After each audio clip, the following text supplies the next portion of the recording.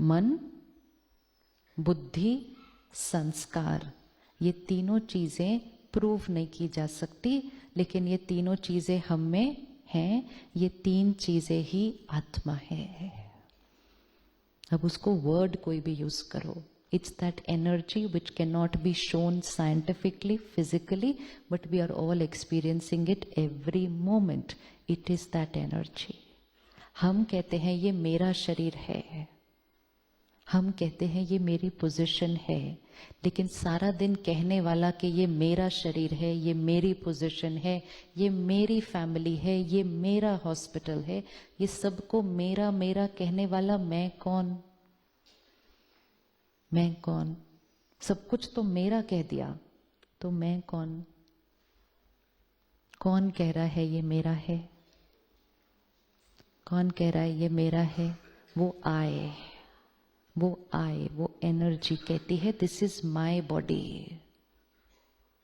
Operation theatre में अगर कोई ऑपरेशन सक्सेसफुल नहीं होता है, आप कहते हैं टेक द बॉडी आउट, आप नहीं कहते हैं take the so and so out.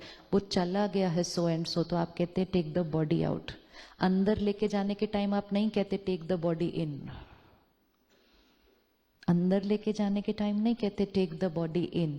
अंदर लेके जाने के टाइम कहते इनको, जो उनका नाम है, इनको लेकर जाओ। अगर वो जिनका नाम था वो चले गए, फिर हम कहते टेक द बॉडी आउट। लेकिन पूरे जीवन काल में वो जो कह रहा है ये मेरी बॉडी है, रिश्ते है, पोजीशन है, वो जो सब कुछ कर रहा है, उसी पर अगर ध्यान नहीं दिया, अवेयरनेस नहीं रही, याद ही नहीं रहा कि ये मैं हूं, तो हमने छोटी सी गलती क्या की? सब कुछ जो मेरा है उसको मैं कहना शुरू कर दिया। I am a doctor actually is not a right line. I am not a doctor. I am a soul. My profession is this. तो डेजिग्नेशन जो इतने सारे हैं, जिनके साथ इतनी अटैचमेंट है, जो भाई साहब ने अभी कहा पूरी जीवन किस में चल रही है, ये मेरी पोजीशन, ये इसकी, ये उसकी, इस सब को करते करते जो मैं था वो अंदर क्या होता गया। अब यहां से वापस जब जाएंगे परसों, तो सिर्फ एक ही चीज करनी है, वही नर्स होगी, वही स्टाफ होगा, उनको देखने का नजरिया बदले। वही लोग होंगे परिवार में, वही रिश्ते होंगे, उनको देखने का नजरिया बदले कि ये कौन है?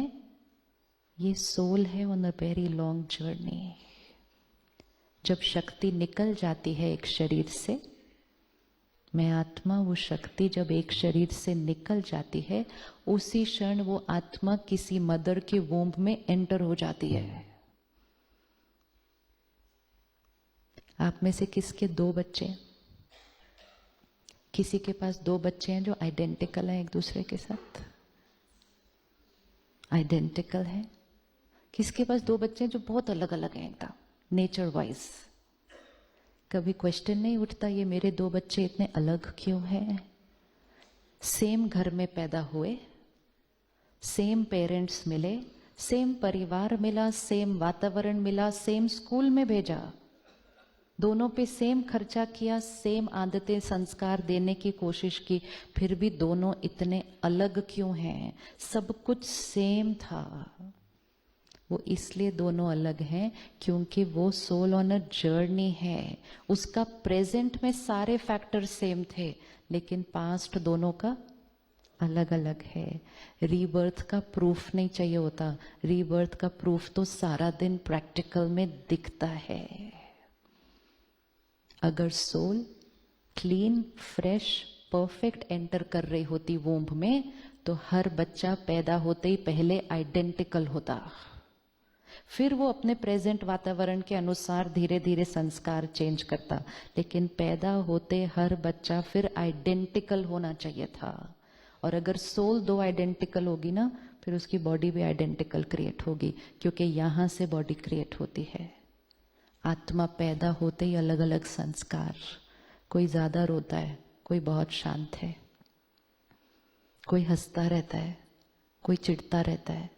अलग अलग संस्कार तो बच्चे के अंदर पैदा होते ही दिखाई देते हैं। अलग अलग भाग्य भी बच्चा लेकर आया है, इसीलिए आपको हर रोज हॉस्पिटल में अलग अलग डेस्टिनीज दिखाई दे रही हैं बच्चों की। दिखाई दे रही है, दिखाई दे रही है। अलग अलग हेल्थ लेकर पैदा हो रहा है बच्चा। किसी की बॉडी परफेक्ट है, किसी की बॉडी में पैदा होते ही इश्यूज हैं। किसने डिसाइड किया ये? क्यों इशू है उस आत्मा के? जो बॉडी उसने बनाई उसमें इशू क्यों आया? हम उसको बाहर आंसर ढूंढने की कोशिश करते हैं। इशू इसलिए आया कि वो आत्मा के ऊपर कोई संस्कार थे जिसका वाइब्रेशन उसने वो 9 महीने में अपने शरीर को दिया। जब आज हम अपने थॉट पावर से बीमारी क्रिएट कर सकते हैं, तो उस 9 महीने में भी हम थॉट पावर से बीमारी क्रिएट करते हैं। तो अब सिर्फ एक चीज बदलनी है कि अब ये ध्यान रखना है कि मुझ आत्मा के कैसे संस्कार हैं, क्योंकि वो संस्कार सिर्फ इस लाइफ टाइम में नहीं काम आने वाले। मैं आत्मा जब शरीर छोड़ूंगी तो भी मेरे साथ क्या जाएगा? क्या जाएगा? जब हम फ्यूनरल पे जाते हैं, लोग कहते हैं क्या लेकर गए? सब कुछ तो पीछे छोड़ गए। जिन चीजों के लिए हम लड़ रहे होते हैं वो सब पीछे छूट जाती हैं, लेकिन जो हम लड़ रहे थे वो लड़ने का संस्कार साथ में चला जाता है। जिस चीज के लिए लड़ते हैं वो पीछे रह जाती है, लेकिन लड़ रहे थे मतलब गुस्सा कर रहे थे, हर्ट हो रहे थे, मैनिपुलेट कर रहे थे, डोमिनेट कर रहे थे, एक्सप्लॉइट कर रहे थे, ये सब साथ में चला जाएगा। और फिर वो बच्चा अलग अलग संस्कार लेकर पैदा होगा। लॉन्ग टर्म जर्नी पर 2 ही चीजें साथ में जाएंगी, संस्कार, संस्कार और कर्म।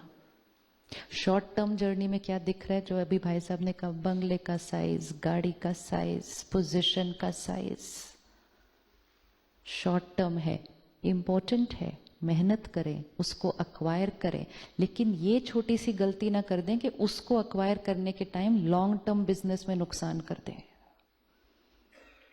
एक क्षण में आत्मा शरीर छोड़ेगी। Every moment we have to be ready to leave. जो हर क्षण रेडी होगा टू लीव, वो ही जीवन को बहुत सुंदर तरीके से जी सकता है। जैसे जो लोग ज्यादा ट्रैवल करते हैं, उनका एक छोटा सूटकेस हमेशा रेडी होता है। रेडी होता है ना, फोन आया, चलो, ये टाइम नहीं है कि अभी मैं पैकिंग करूं। ऐसे ही एक क्षण आएगा, वो यमराज को हम थोड़ी स्लीपिंग पिल खिला पाएंगे। एक क्षण में आत्मा शरीर छोड़ती है। उस क्षण में मेरे कौन से संस्कार थे, मेरे लोगों के साथ क्या कर्मों के हिसाब किताब थे, एक क्षण में I will leave, I will carry everything with me. Time नहीं मिलेगा, टाइम नहीं मिलेगा ठीक करने के लिए।